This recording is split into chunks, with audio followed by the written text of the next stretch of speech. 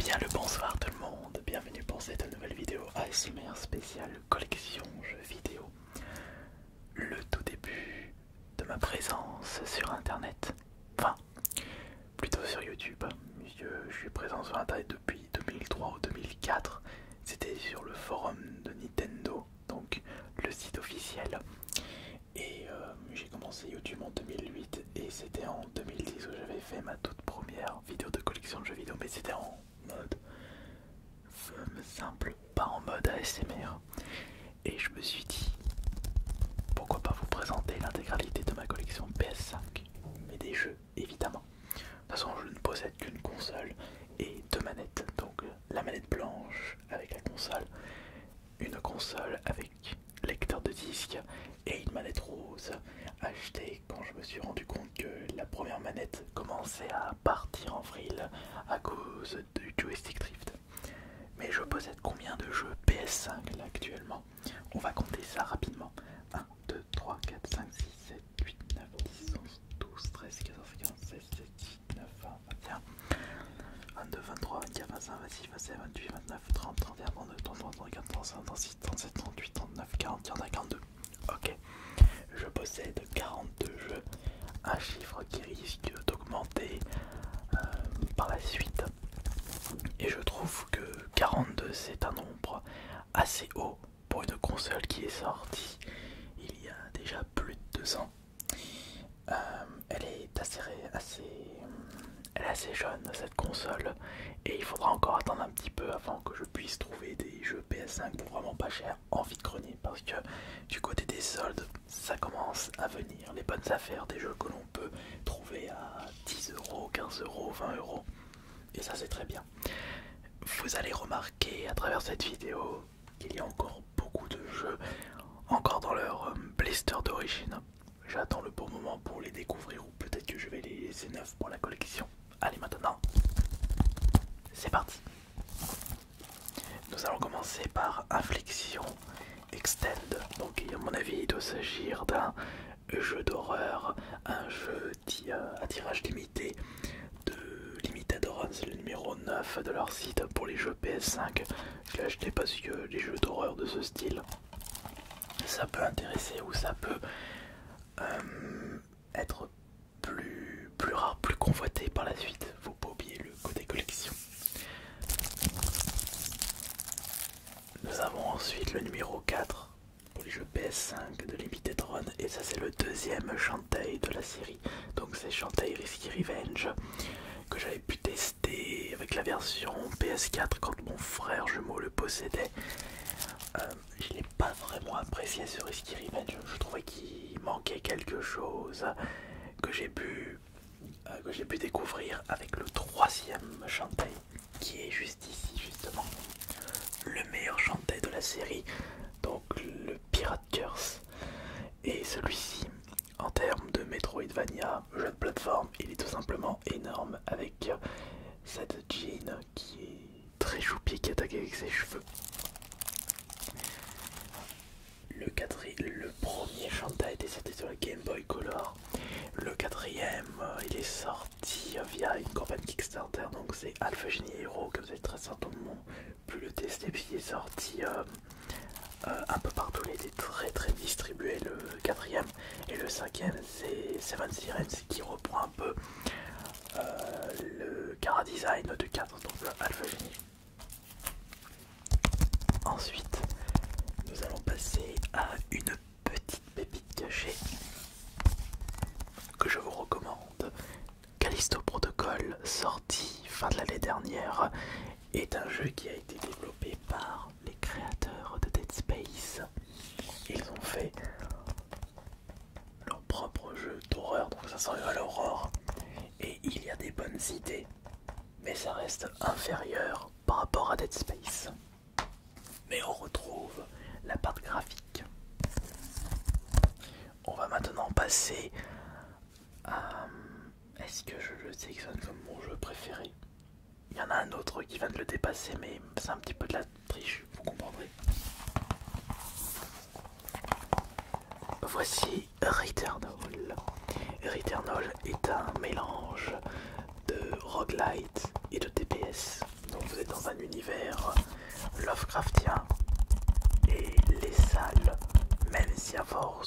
gameplays se ressemblent, bah ce ne sera jamais la même chose. Les boss seront toujours les mêmes. Par contre, le côté roguelite est un petit peu timide, mais ce n'est pas grave puisque ce jeu est vraiment, mais vraiment incroyable. Difficile, mais univers très riche. Pour les personnes qui recherchent vraiment des jeux qui demandent beaucoup de rigueur et beaucoup de réflexes. Des jeux vidéo comme j'aimerais en voir plus souvent, pas 36 000 blabla inutile, vraiment du gameplay, du pur gameplay. C'est ça que je recherche quand je joue à un jeu vidéo. J'ai pas envie de regarder une série Netflix. D'ailleurs, en parlant de ça, si je devais sélectionner ma pire déception pour la PS5, je choisirais Deathloop. Une déception parce que c'est un jeu qui a été développé par Arkane Studio, donc un studio basé sur Lyon. J'ai adoré Prey, oui, j'ai adoré Prey, mais celui-ci c'était vraiment une purge. Ils avaient aussi fait Dishonored, mais ça a été vraiment l'erreur de parcours pour Arkane Lyon. Deux protagonistes insupportables. J'ai vraiment pas aimé les interactions entre le héros que vous contrôlez et la femme qui est vraiment vraiment insupportable. Ensuite, nous allons basculer sur mon tout premier jeu PS5. Lorsque j'avais récupéré la console, je voulais comme premier jeu le remake de Demon's Souls. Donc c'est en réalité le jeu de chez From Software, un petit peu le début de la série Souls, même si on pouvait remarquer 2-3 préquels avec des anciennes séries de la boîte. Demon's Souls était sorti sur PS3 et c'était une exclusivité de cette console. Et ce remake est une exclusivité de la PS5 et oh là là là là là, oh là là là là, incroyable, vraiment énorme. De toute façon, j'ai toujours aimé les jeux difficiles et ce côté dark fantasy m'avait de suite charmé. Bon, alors, qu'est-ce que c'est que ce jeu? Ouais, ça c'est un jeu de Limited Run. J'ai du mal à le lire. Alpha Diagenesis. Alpha Diagenesis, c'est un jeu de chez Limited Run, je l'avais récupéré, je crois comme ça. Donc c'est le numéro 8. Pas d'avis là-dessus. En attendant le 2, peut-être que je vais vous donner envie de redémarrer Hades sur vos consoles Switch, Xbox ou PlayStation. Hades est aussi un roguelite dans l'univers des enfers, puisque Hades est le dieu des enfers dans la mythologie grecque. Et vous pouvez même affronter le Minotaure dans ce jeu. J'adore le chara design, mais également cette bande son incroyable. Comme vous le savez, je suis un grand fan de Fortnite et dès que je trouve des packs avec des skins pour pas cher en solde, je les récupère pour la collection. Alors là, nous avons une petite pépite cachée très sympathique, Timesia. C'est en réalité un Souls indé. 2-3 moments difficiles contre certains boss, mais il est vraiment cool. Il y a des petites idées. Il a du charme. Évidemment, faut pas le voir comme un vrai Souls ou comme un Elden Ring, sinon vous risquez d'être déçu. Mais si vous prenez beaucoup de recul sur ces petits jeux sans prétention, vous pouvez les apprécier. Restons du côté de la mythologie grecque. C'est aussi pour ça que j'ai choisi comme nom AS Minotaur. D'ailleurs, il y a quelques personnes qui me demandaient de changer la PP. Sauf que moi, je veux pas changer la PP. C'est grâce au Minotaur que j'ai créé cette chaîne YouTube. Donc le Minotaur restera dans la PP.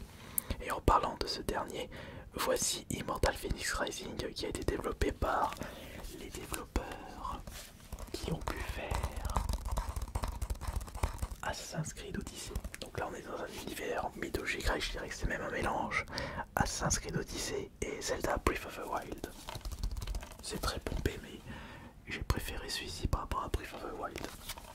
Je trouve il est plus riche. C'est un avis personnel, bien entendu. Quelle est la suite maintenant? Une excellente pépite cachée, c'est Tormented Souls. Alors, qu'est-ce que c'est que ce jeu? Tormented Souls est en réalité un jeu rendant hommage aux Survival Horror à l'ancienne, donc les anciens Resident Evil et les anciens Silent Hill. Mais si je devais le comparer avec un ancien Survival Horror, je sélectionnerais Silent Hill Origins sur la PSP. Avec le côté miroir, les plans fixes, 2-3 plans mobiles et c'était vraiment une aventure incroyable. Encore une fois, c'est un jeu sans prétention et énorme en même temps. Comme si j'ai une préférence pour les jeux sans prétention. Je l'ai récupéré en 9 sous Lister avec les soldes. J'avais su, j'avais une amie qui... Ouais, j'avais une copine qui voulait le récupérer, j'avais su. Non, elle l'a récupéré avant que je puisse le récupérer en solde, donc c'est bon. Alors nous avons ici Scarlet Nexus. Est-ce qu'on peut le considérer comme un JRPG celui-là? JRPG moderne? Peut-être. Je l'ai à peine testé. Bon, vous allez me critiquer parce que je n'aime pas du tout Among Us. Par contre, lorsque j'ai vu l'édition PS5 en boîte, l'édition Crewmate, j'ai souhaité le récupérer pour la collection et surtout que pour seulement 9,99€, c'est un bon prix pour ce style de jeu. Ça c'est vraiment un achat uniquement pour la collection.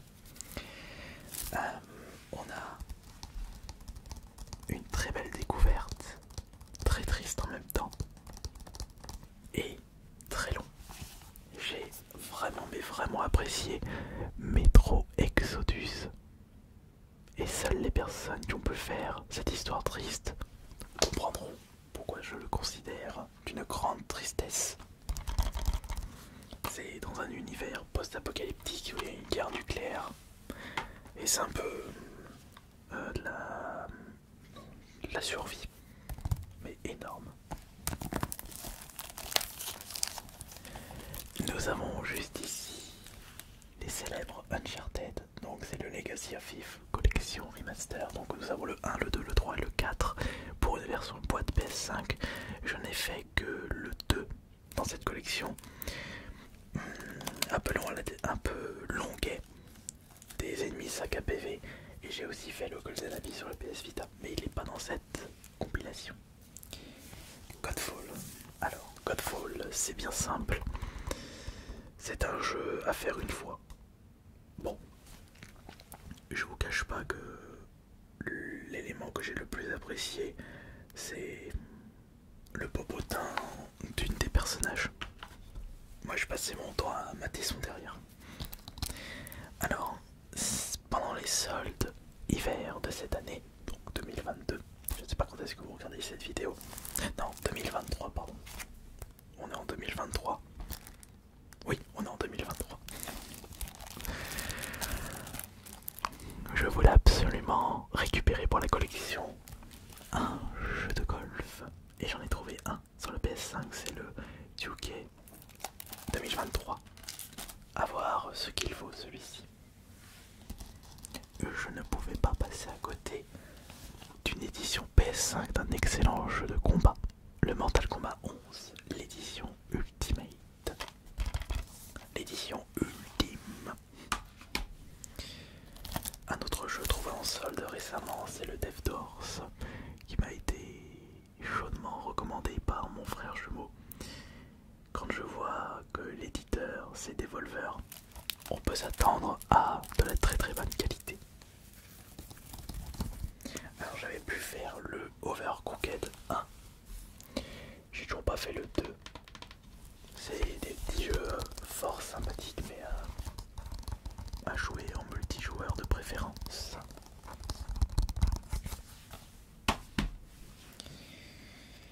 Ensuite, nous allons passer à une toute petite déception. Vous allez comprendre. Elden Ring mérite les prix qu'il a pu recevoir. C'est un jeu à l'ambiance extraordinaire, mais c'est extrêmement long. Et j'ai trouvé que le jeu était beaucoup trop long, j'en avais marre à la fin, je voulais que ça se termine. 60 heures pour faire limite une ligne droite pour la première partie.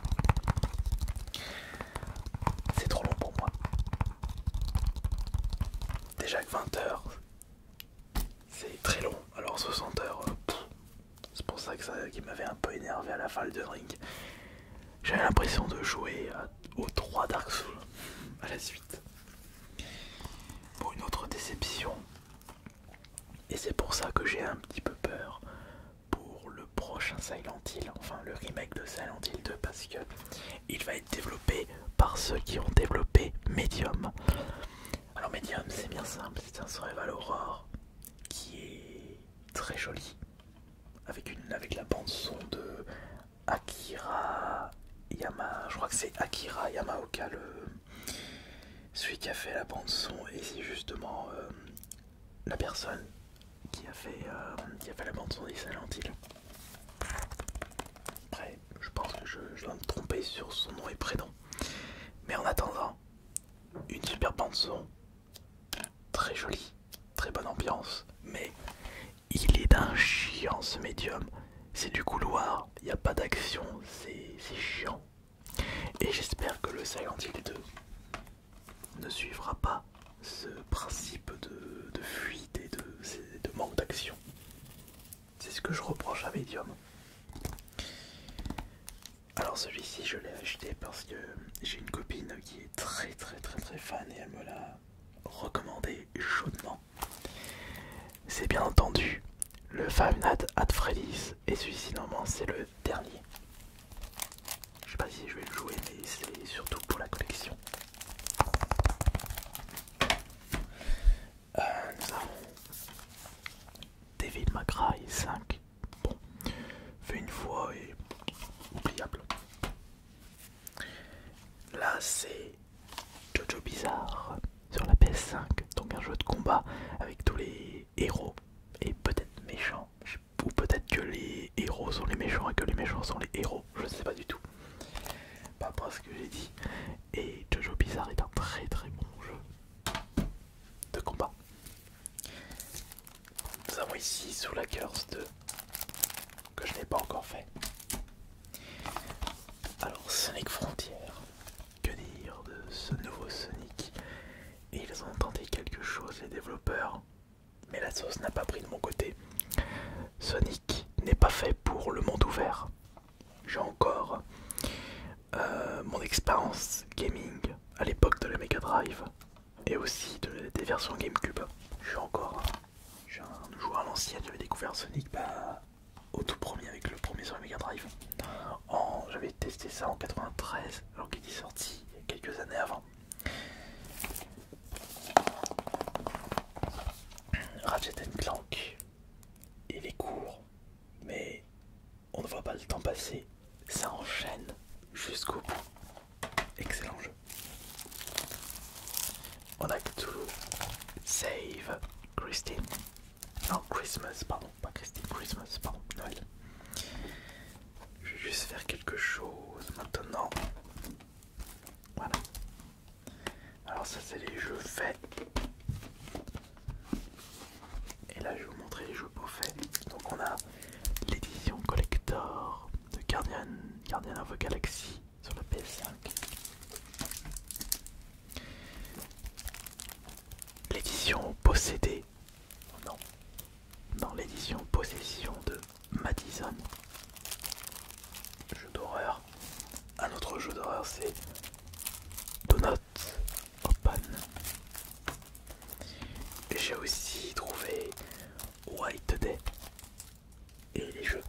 jeu que je vais vous montrer, 20€ pièce en promotion sur un site lors des soldes de cette année. Pareil pour Final Vendetta, mais ce n'est pas un jeu d'horreur, c'est un beat'em up fan de Street of Rage. C'était sûr que j'allais le récupérer. Ici nous avons Mortal Shell, un autre Soul Synthé, excellent, de très bonnes idées. Spider-Man Miles Morales, il est sympa, il est court, mais il est oubliable pour moi.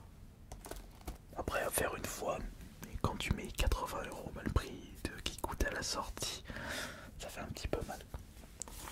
Resident Evil Village, donc on continue les aventures d'Ethan, donc le héros du 7, et ils ont mis pas mal d'éléments du 4 dans celui-ci. Il y a 2-3 erreurs de parcours dans cette aventure, mais il reste cool à faire. Alan Wake Remaster, c'est un jeu que je voulais récupérer sur la PS5, mais j'attendais les soldes et je l'avais récupéré pour 15€ seulement. Et c'est un jeu que j'avais fait à l'époque de la 360 puisque c'était une exclusivité de la console que je viens de vous citer, et c'est un survival horror où vous contrôlez un écrivain qui a écrit sa propre histoire d'horreur. Magnifique celui-ci.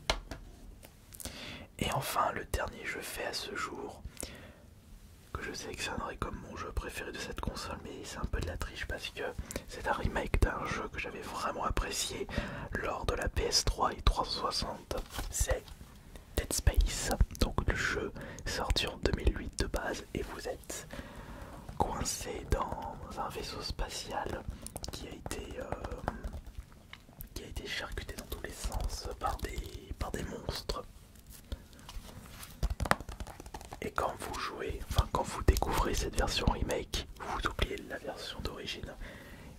Les développeurs n'ont pas seulement amélioré les graphismes, mais ils ont amélioré le gameplay. Ils ont rajouté des éléments qui avaient été ajoutés dans le 2, comme par exemple votre façon de vous déplacer dans les zones sans gravité. Ils ont également rajouté quelques petites cinématiques supplémentaires, des personnages, des rebondissements qui n'étaient pas dans la version d'origine. Je trouve le jeu, mais vraiment ils ont fait un super jeu. Vivement le remake du 2. À mon avis, on devrait l'avoir. Et j'ai pu vous présenter l'intégralité de ma collection PS5 et ça m'a fait plaisir de vous proposer cette nouvelle vidéo ASMR. On se retrouve dans 2 jours pour la prochaine séance de relaxation. C'était Ice Minotaur et bonne nuit à tous.